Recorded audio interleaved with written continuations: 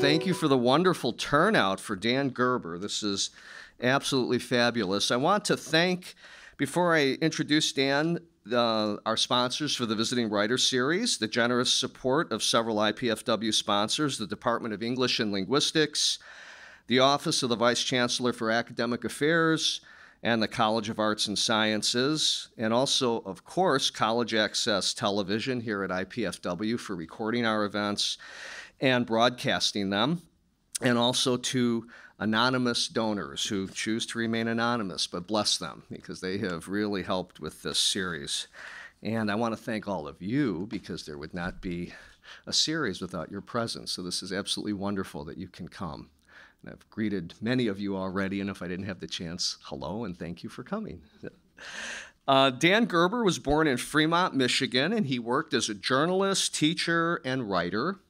He currently lives in Santa Ynez Valley on California's Central Coast with, as he says, a beloved menagerie, both domestic and wild. He's quite the animal lover.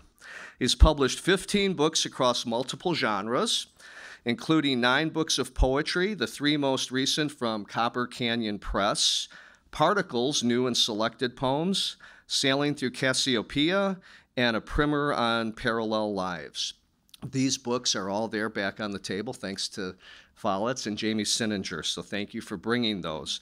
And there are other books of Dan's on the table as well. I want to mention that he's also has published fiction, including the novels American Atlas and A Voice from the River, as well as a collection of short stories, Grass Fires. He has other publications too numerous to read at this point because I'd like to say a few words more personal about Dan. But in the late 60s, with writer and dear friend Jim Harrison, he co-founded the literary magazine Sumac, which Library Journal called one of the best little magazines. Gerber has also received numerous awards and honors, including the 2013 Book of the Year Award from the Society of Midland Authors, and his poems have appeared in many, many places, including the Best American Poetry, The Nation, The New Yorker, Poetry Magazine, and many, many more. From the moment I came to Dan Gerber's work many years ago now, I felt and continue to feel that he is a quietly magnificent poet. From his earliest book, 1971's The Revenant, to his remarkable recent collection, Sailing Through Cassiopeia, and now Particles, his brand new and selected poems, Gerber's poetry is a poetry of what I would call respect. One thinks of Chinese poets of antiquity who emphasize seeing what they call the world of the 10,000 things. Eloquently poised at the precipice of silence, Gerber's quietly magnificent poems speak with the weight of living, what poet Robert Bly has referred to in other contexts as the concept of psychic weight. In Sailing Through Cassiopeia, a book I was honored to actually review for a magazine some years ago, I said this, so I thought I would say that so you don't think I'm plagiarizing from this guy named Calomares. Gerber's decades of apprenticeship are palpable in a book so stunning, so tenderly branching out into the world, even as it tunnels inward, that it is difficult to put down. Indeed, that's how I continue to feel now about his stunning, new, and selected poems, Particles. Just last month, actually, to my mind, from the best poetry press in the nation, Copper Canyon Press. The book is a true tour de force. Here's just a taste from one beautiful poem. Often I Imagine the Earth is the title of it, which begins, often I imagine the earth through the eyes of the atoms we're made of. This sense of what I would call intimate otherness, of practicing such deep attention and seeing things through the eyes of the world rather than through a small individual ego, lies at the core of Gerber's work. It harks back to a poem Dan and I both love by the great Spanish poet Juan Ramón Jiménez that's called I Am Not I. Dan Gerber's poems speak from within that space where the ego has dissolved, where the I is no longer the individual we see each morning in the mirror, but something more expansive and sacred. I know few poets who have done the degree of inner work that Dan has to achieve this kind of transparency between self and other.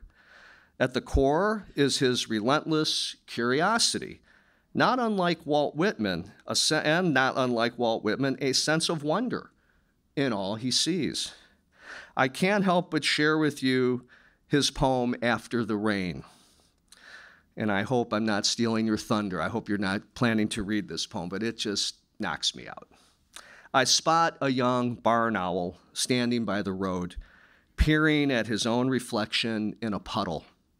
Or so it seems, when I pull onto the shoulder to see if I can help.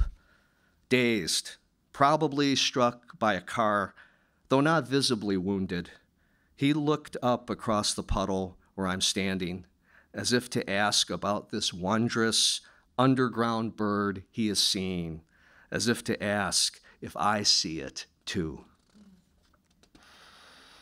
As some of you know, particularly students from my 2014 grad seminar in Jim Harrison, where Dan's name and work obviously came up, I've been trying to bring Dan for a reading here for 3 years.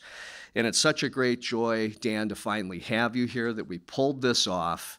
It pleases me beyond words that you could make time in your busy travels to be with us. And am also grateful that we have the audience that we have today, because I know it's going to be a wonderful reading, and I would be bummed to think about the people who would have missed it. So thank you so much for coming, and please join me in welcoming to Fort Wayne, Dan Gerber.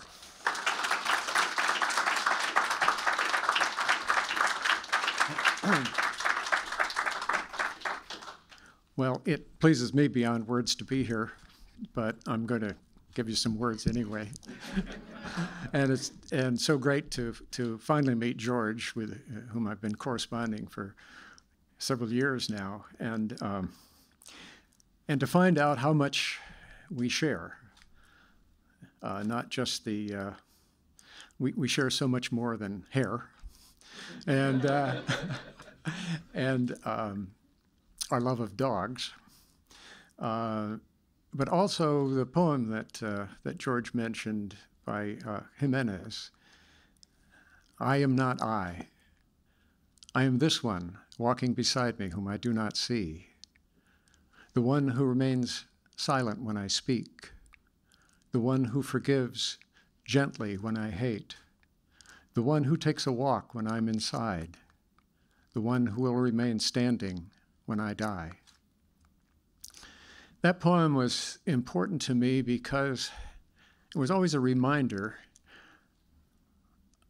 that there are two sides to it. There's loneliness and there's solitude. And remembering that other person, when I forget that other person, I feel loneliness. And when I remember, I feel solitude. I feel that companionship. I'm not going to sing You'll Never Walk Alone or anything like that now. But my work would be nothing. In fact, wouldn't exist if it weren't all the teachers that I have had. I don't think there's anything really original in anything that I have done, but I have taken in things from so many sources, and as Whitman would say, filtered them through myself. But without Whitman, or Frost, or Hardy, or Keats, or Wordsworth, or Machado, or Willa Cather, or Emily Dickinson, or Wallace Stevens, I could go on. I wouldn't be here today, certainly not as I am right now. This poem is called A Few Words. If there are words that would rescue the earth from other words that would destroy her, I would want to speak them as purely as the grass turns green on the heels of a late winter storm. I don't know what they would be, or even if such words could exist. The earth herself remains silent in her steady course past the sun. So I listen and watch, and even guess sometimes, writing them down, hoping someone may find and refine them urging her on through her seasons. I think what I'm expressing there is that my work has come from so many sources, it's my hope that there might be poets out there who might find the sustenance in something that I've done, as I found from so many poets before me. Willa Cather, in her most autobiographical novel, The Song of the Lark, says something that really says what art's all about for me. Her character has achieved great success as an opera singer and finds it really isn't fulfilling her. So she goes to a canyon in Arizona and spends a lot of time by herself. And one day she's bathing in the stream and she puts her hand down in the water and she notices how the water comes into her hand and curls back and then runs on past it. And she said, and I thought, what is any art but a sheath to try to imprison that shining, elusive quality which is life itself, hurrying past, too swift to stop, too sweet to lose. This poem is called In Our Rented Cabin. It begins with a quote from Tufu. I live my late years as if I've stolen my life. My son and grandson sleep in the next room. I've been awake for hours, and they will likely sleep a few more. Is it an old man's hunger to take in all he can of what's left of his life? Though still a year short of 70, not really old yet, my father and grandfather didn't live much past it. This morning, I think I'm up early for them, watching the first light spread like soft butter over the rolling meadows of the foothills and the little green pastures on the mountain above. I can't get enough of this moment. What is it that urges me on to take it all in, to save what I can for them to see through my eyes? It's kind of wild where I live. I think I could do a book of wildlife photography without leaving the house. Animals that I have had literally come to the door of my study, coyotes and badgers and foxes. I was adopted by a fox for about 3 months who followed me around. And on the road below our house last year, I found a deer that had just been killed by a mountain lion. Second look. The cougar moves at ease around our house. Soft tracks between the lilacs below our bedroom window and one smudged print of soil on the sill, where she must have braced her paw to look in. I saw her only once on a rise of the deer trail, a stone's throw ahead, looking back at me over her shoulder. She brandished her tail 3 times in warning like a sword, as if to say, I'm here where I have always been, then shat to put a period on it and sauntered on over the hill. I praise the animals that abide, generation after human generation, the same bird call my great-grandfather heard one spring evening in his yard. Still heard spring peepers, again affirming the first appearing stars at dusk. How faint the meanings, how bright the sound. Now, in fading light, the earth closer again, as when I was the sky, a child looking into everything, hardly sensing anyone looking.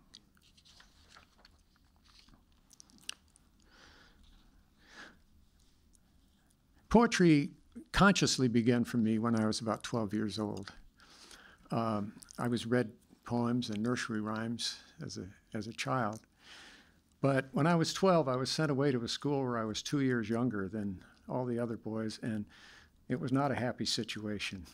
And it was April. I was in St. Louis, and my mother was coming to visit, and I'd been looking forward to it and counting down the days. She was coming to visit me on a Saturday. And the day that she was to arrive, the dorm master came and handed me an envelope, and it had a note from her saying that she wouldn't be coming, that something had come up and she couldn't be there. But there was a $20 bill in the envelope, and I'd never had a $20 bill. And the only thing I could think of that I wanted was to be somewhere else. So I went out on the street and I hailed a taxi, and I asked the taxi driver to take me to the river, someplace where I could rent a boat. And so he drove me to a boat livery on the Mississippi, and I rented a rowboat from a man named Fred. For some reason, I remember his name. And I left my watch with him for security, and I bought a ham and cheese sandwich, and I rowed out to an island in the river, and spent one of the best days of my life. I had enough money left to get back to school, and I was in deep doo-doo when I got there, and I was confined for the rest of the year, but it was worth it. And this little poem is called "The Day I Fled My 12-Year-Old Life." A river broadly flowing, crossed to an island in a rented boat, green oars, green boat, green kingdom, where I found for that one day and years beyond another boy who could be me. He had an easier way about him, not smarting from the sting of school, not lonely though he lived alone, not pining for his mother far away. He rustled in the trees all afternoon and purled in the current as it hugged the island and moved on. His spirits were snakes and birds and frogs. His voice was in the breeze. He told me I could come again, that he'd be there or anywhere if I would be there too. If I would just remember him, the river, the boat, the bees, and how the water dazzled back the sunlight through the trees.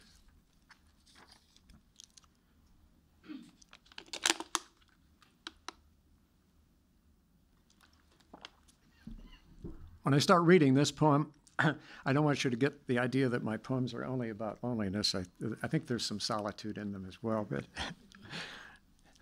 this is a poem came out of when we lived in Idaho. On my walk. I wonder if I'm any less lonely than I ever was. Wildflowers, in this case, the yellow arrowroot, wait for me in the fields. The long-needled pine has secrets it will keep till the breeze rises, and the breeze has stories for the pine to translate. The roots of the sage almost trip me, and the marsh hawk swoops low to show me her bright wings. She forgets she has done this before. The fox on the hillside across the slim ravine watches to see where I might be going and what it is I might do. This doesn't concern her, except that everything concerns her and concerns me too. I suspect that she is always watching and almost never lonely.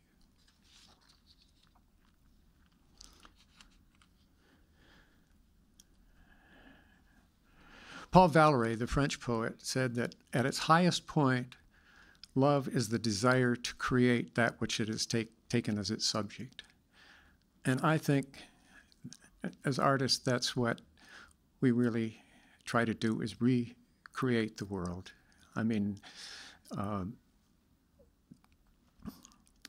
this poem is called "The Trees, the Grass, the Leaves, the River," and there's a little gloss from Rilke. The desire to be a creator, to give birth, is nothing without the thousandfold consent of things and animals. Would these things I came to praise be pleased if I read them my poems? Or would I feel foolish in their presence, reciting what I've made of their incomparable lives? If I came to this meadow to exalt them, would I clear my throat for their attention and then be unable to speak? Would I be wounded by the silence of the stones, the resolve of the river not even pausing to listen, the falcon intent on a life in the air, the fox trotting off at the sound of my voice? Or would they be secretly pleased and reward me with their mute applause, simply being more what they are? Would the prairie dog come out of her den to scold me? The crane clack and wallop her articulate wings? The wind pick up and roar in the willows to absolve me in the chorus of their amplified song?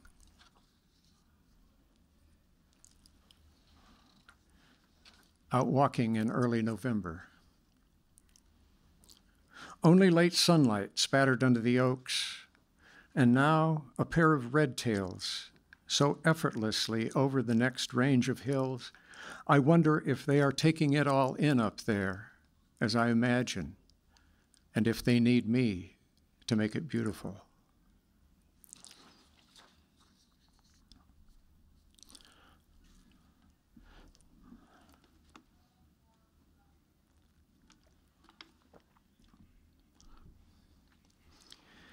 I had 4 older sisters and many mothers. And one of the most important of them was a woman named Martha. Martha Washington Ward was her name. And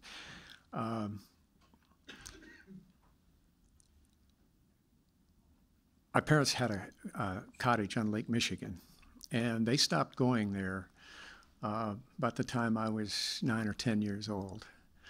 And the cottage was all boarded up, but there was a little cottage back in the dunes. And I spent a few summers there with Martha. And this poem is called Summers with Martha. I spent those dreamlike summers with Martha in a cottage on Lake Michigan. The year Ike beat Taft, the awful summer they killed the Rosenbergs. Martha smoked her Chesterfields and knitted through nights of crickets and whispers along the shore. She appeared and vanished according to my mother's curious compass reading of where my affections might lie. She talked to me about my mother's anger, the way women are, and the mysteries men and boys could never understand. About her childhood in Escanaba, her not unhappy, long unmarried life, and about Doug, who appeared from the adjoining room at the Drake when she took me to Chicago. Doug astounded me. Well, we sat one night by a campfire on the beach, stabbing himself and laughing as the jackknife quivered in his prosthetic thigh. He needs my care, she explained. She explained about her empty bed in the room we shared. Doug's illness accounted for the cries and whispers through the wall. Then slowly there was less of Doug to love.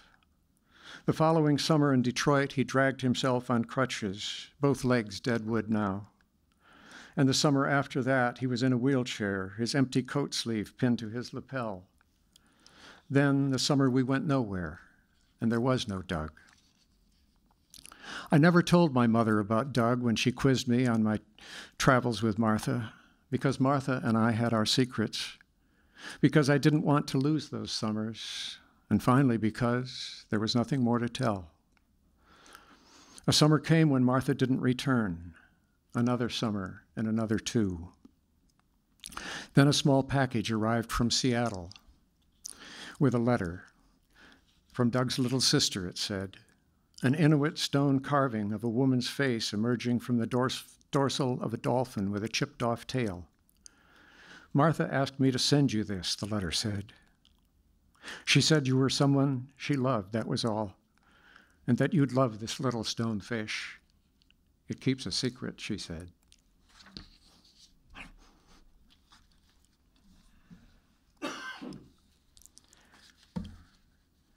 I live in open range land. That is to say, cattle roam wherever they want to. And if you don't want them in, you fence them out. But the advantage they provide is that they mow the lawn. They cut the grass down so that when fire season comes, there's not much to burn. Joe and I were talking about that just before the reading. It's called fire season. John Branchino has set up his steel fence panels around the concrete waterers, preparing to recapture the cattle he released last fall after the first rains turned the brown hills green again. The cows crop the grass and weeds down close so there's less to catch fire. Now it's all dried out. And they watch us with slow, only slightly curious eyes as we pass. Sometimes they tag along a little way down the road. A winter of freedom, nooning up under the oaks, so placid and self-contained, mounting each other with oblique affection, stretching their necks as high as they can to pull down the low-hanging brows. I begin to miss them already on these morning walks with the dogs, and wish them some seamless way out of this life, without pain or fear, wherever the big trucks take them tomorrow.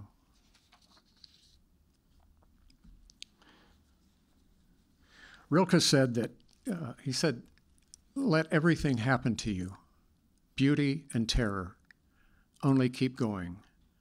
No feeling is final. That's meant a lot. I mean, our feelings come and go. They're not us, but they're like clouds passing through the sky. Driving home. It's perfect, I said one day, coming out of nothing I knew to no one sitting beside me while driving home from the market. Said this without thinking, it seems, but could there be such a pure expression with no intention to express? The fields were incomparably green, the sky incomparably blue. Lupin and poppies almost blared from the hillsides. At least that's the way I thought it. You were made for enjoyment, Ruskin said, and the world is filled with things you will enjoy. But every day I stumble over cries I can't still. The world is suffering. Say it twice, and it's not the same suffering. The world is suffering.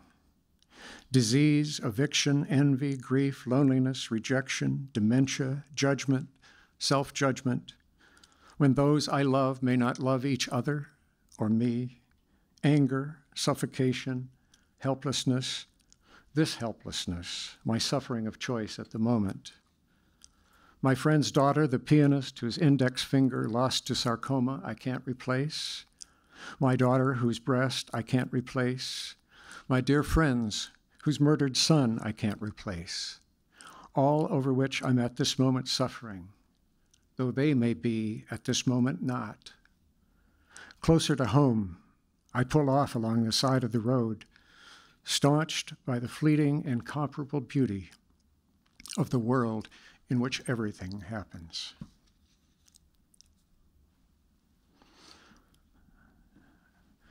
This poem is called Brief Exquisite. And I don't know if it's exquisite, but it's brief. The future happens every moment. The way the shadow of a footfall caresses the earth, an immeasurable breath ahead of the foot, or so it seemed.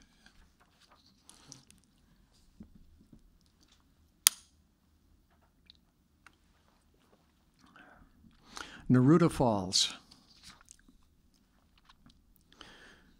Rivers of the earth often lose their names, falling into a country they pass through only once. Neruda tells me there is water falling through his head.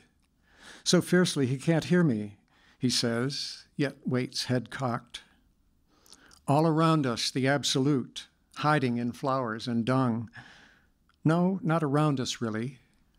The bees are busy in the lavender. At any moment, my pen may run out of ink, or my heart out of blood. That bird is the butt end of a broken branch sticking up through the roadside grass. I picked up a pine cone the size of a pineapple, its spiny scales dripping with resin. Unwitting kleptomaniac, now my fingers, eyes, heart, and tongue cling to everything loved and fleeting. Cows in the orchard, fireflies hiding light in the grass. A dove explodes right under my feet. Wing beats whistle like a rusty spring as the last inundation of sky and sundown wind settle in the cloak of the pines. All my life I've been thirsty. All my life I've craved salt.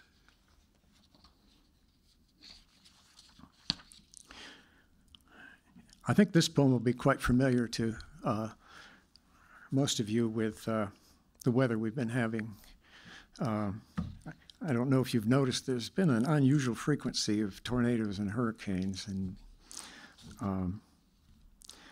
And then there's the Weather Channel, which is the title of the poem. Men standing out in storms, talking, telling us how violent the wind is, showing us that they can stand up to it, though just barely, telling us that we should stay inside, that to do otherwise would be foolish. We who at home who are not experienced storm standers. Secretly, we want to see this grizzled lover of chaos take flight. Not lost forever, of course, batted around just rudely enough to be convinced of his own advice.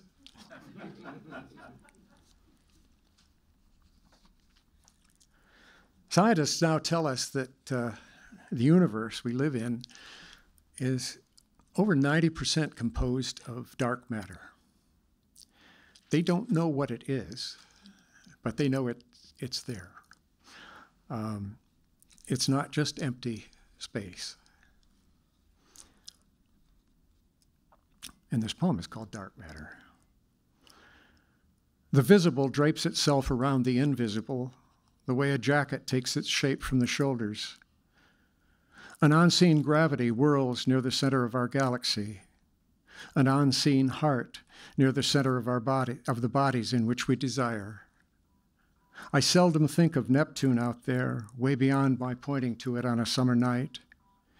Would 25 trillion miles impress you, the distance to our next nearest sun? Would 70 million degrees Fahrenheit, the temperature at its core? I sit up under the late August stars, at ease in their assurance and grace, happy to incomprehend them, to be the dark in the darkness and the light in the spaces between.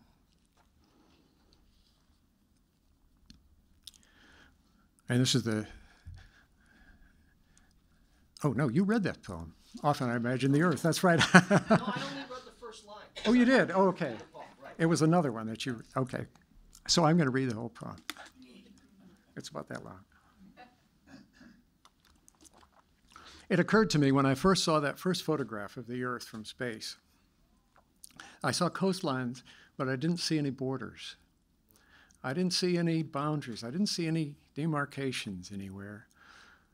And I realized that if we looked at the world through the atoms, through the eyes of the atoms we're made of, there wouldn't be any possible way for me to tell where I stopped and you began, where I left off and you began. We just don't look closely enough.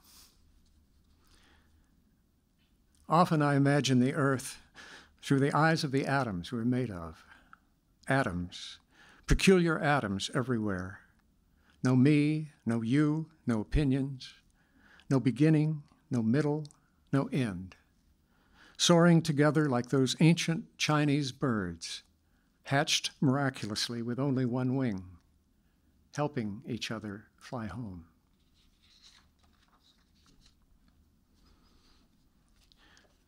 Six kinds of gratitude. I'm someone's small boat, far out at sea, sailing from what has so long sustained me toward what I don't know. My joy is the sound of the water purling around me, but is it my hull or the great ocean moving? Are those flies I hear, or a trick of the wind, faintly human voices, or a whistle of breath in the nose of my sleeping dog? Without me, there is no confusion.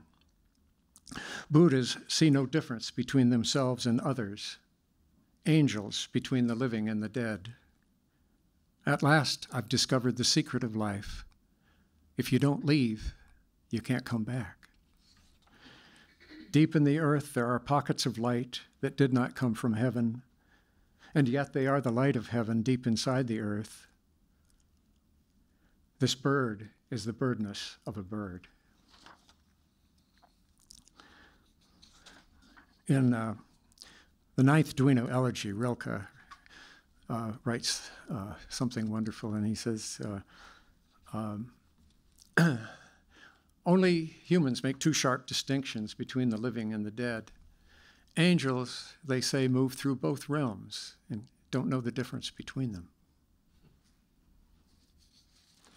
I don't know if your experience is the same of mine, but some of my friends who I have lost, I maybe even closer to them later than I was during the time that they were alive, and I still have conversations with them. Not in public. But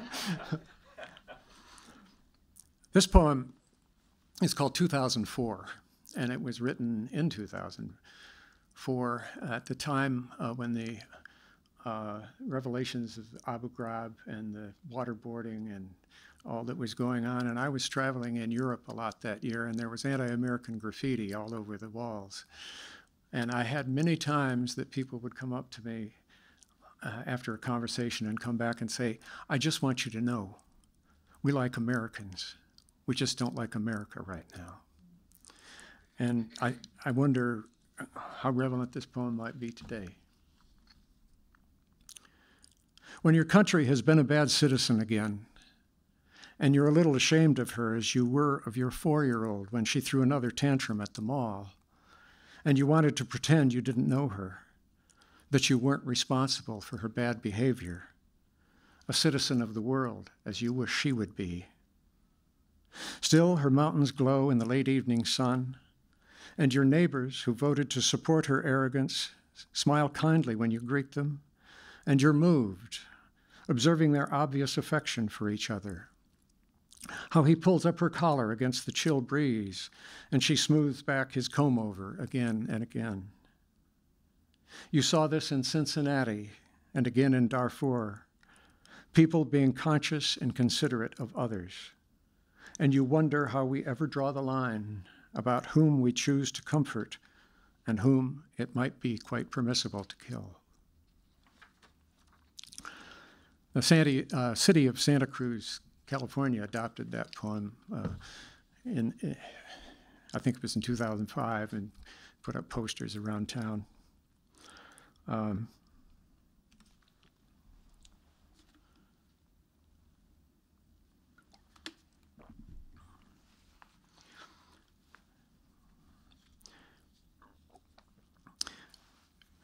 Rilke said something wonderful to me about the way poems come into being. It was in a poem. He said, the space the birds go hurtling through is not the form-intensifying space you love. Out there in the open, you lose yourself and dissolve without returning.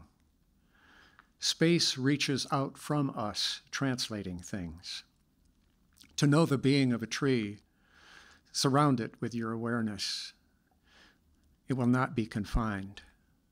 Only its reconfiguration within your empty mind will make it fully tree. I think that's what we try to do.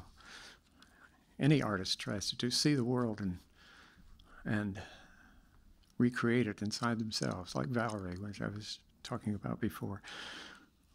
This is a love poem.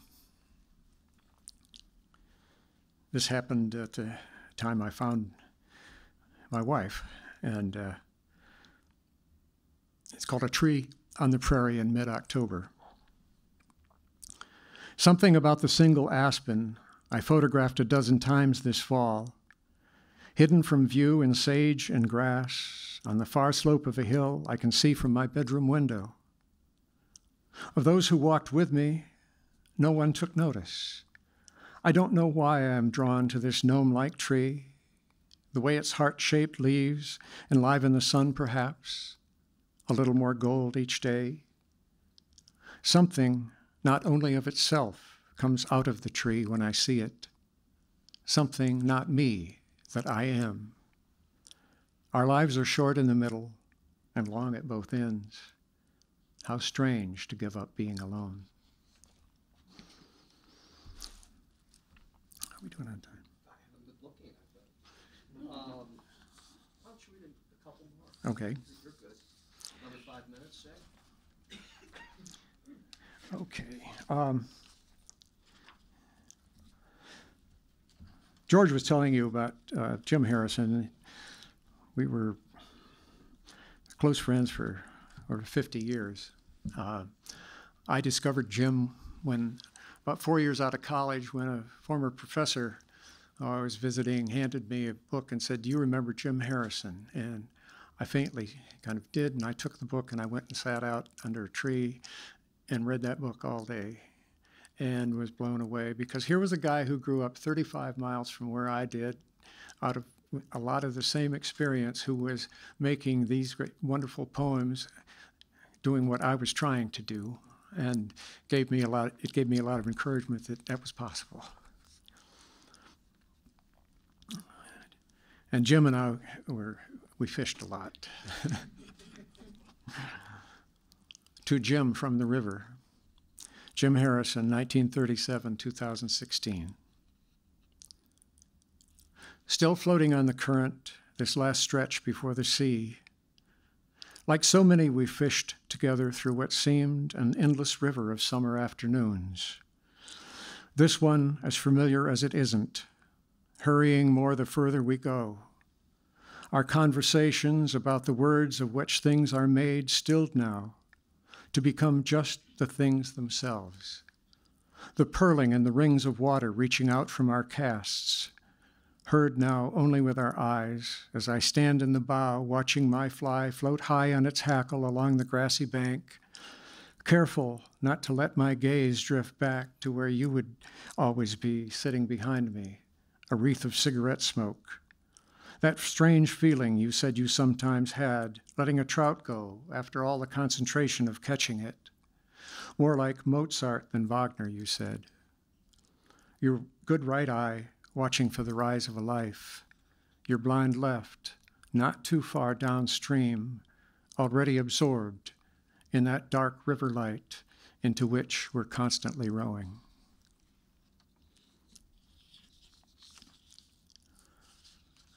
On August 20th, 1962, I walked out of the house I was living in and down an abandoned road, and I sat on the trunk of a fallen tree, and I took my vows that day. I was out of college and had a job. I was suffocating.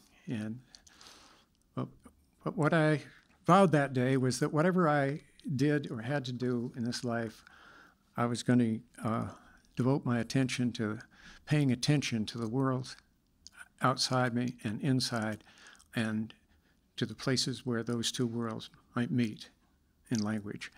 And I remember the date because I wrote a poem called The 20th of August. It wasn't a very good poem, but it sealed the deal. So this poem is called Once Again in August. I continue composing my love letter to the earth in all her beauty and affliction, hoping I might love her even a little bit more. I write down the words and blow on the paper till the black ink stops shining and the author is all but forgotten, till the tree outside the window is the live oak on the hillside and me, till her leaves are the stars of her own particular galaxy and mine, till the blades of the grass surrounding her are the evidence of her stubborn persistence and mine, till the all-enveloping scrim of the sky is her fragile blue cloak and mine, till in another 5 billion years she's blown into a cloud of hydrogen dust, food for a future Earth, and I still haven't finished her song. I have to go back because I remember one.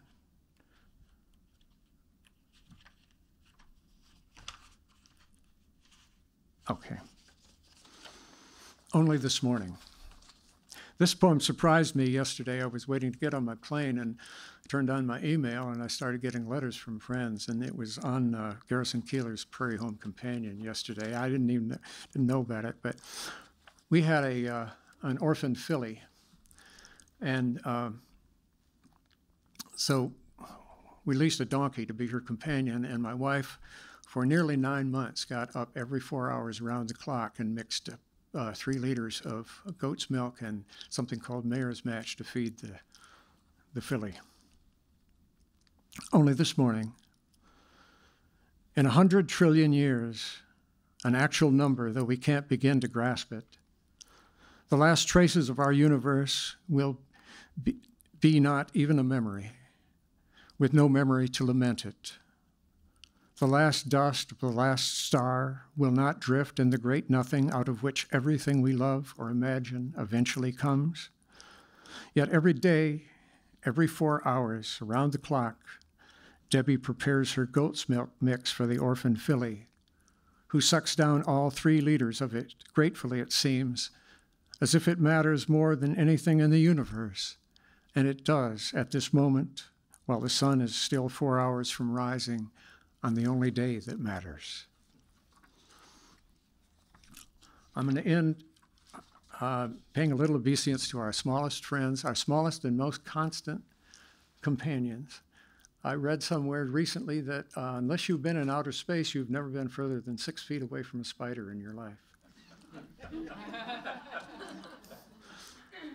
So, new life. A tiny red spider, not yet the size of a pinpoint, skitters back and up and over the pale blue grid lines on the notebook page, fleeing the shock of its sudden existence. Have you ever felt the shock of your sudden existence? A flea in late life.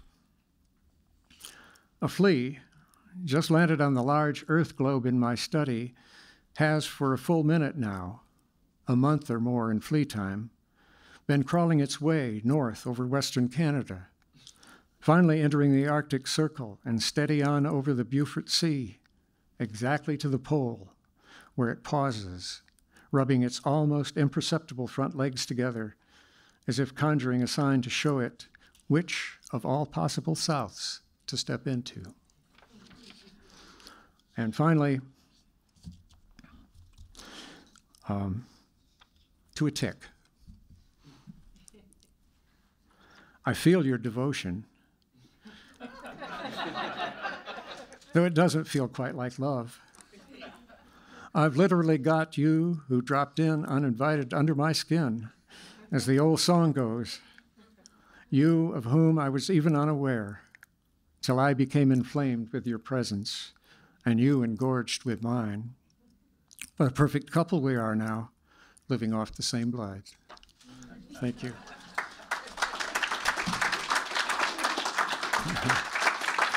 Thanks.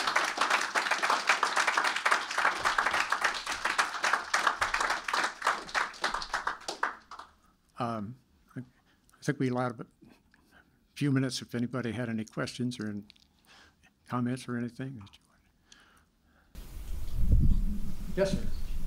I just wanted to thank you for your wonderful words that took me back to my home source.